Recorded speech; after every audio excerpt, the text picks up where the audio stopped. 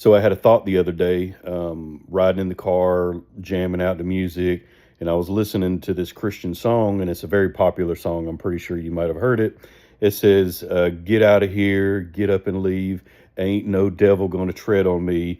He's choking on the blood that ran down the tree. Ain't no devil gonna tread on me. No weapon formed against me shall prosper. It won't work. Don't tread on me. Don't tread on me."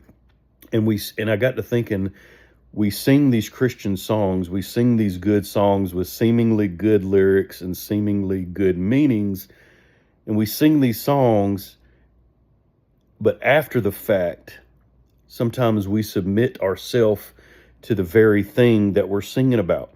We don't want the devil treading on me. We don't want to, ain't no weapon gonna, formed against me going to prosper, but then we submit to that very thing. We yield our life to that very thing.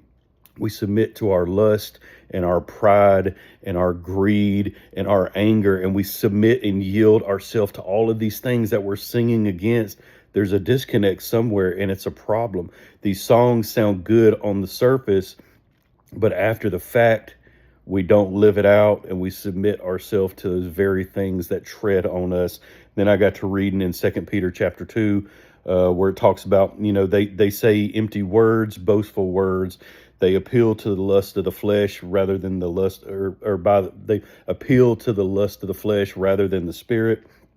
It actually says in Second Peter, if it would have been better for them to not known the way of righteousness than to have known it and turned their back on that sacred command that was passed down to them.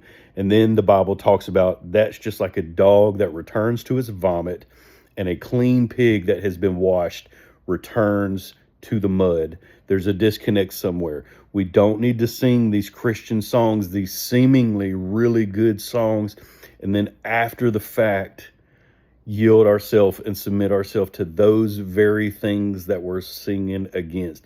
Like I said, there's a disconnect somewhere.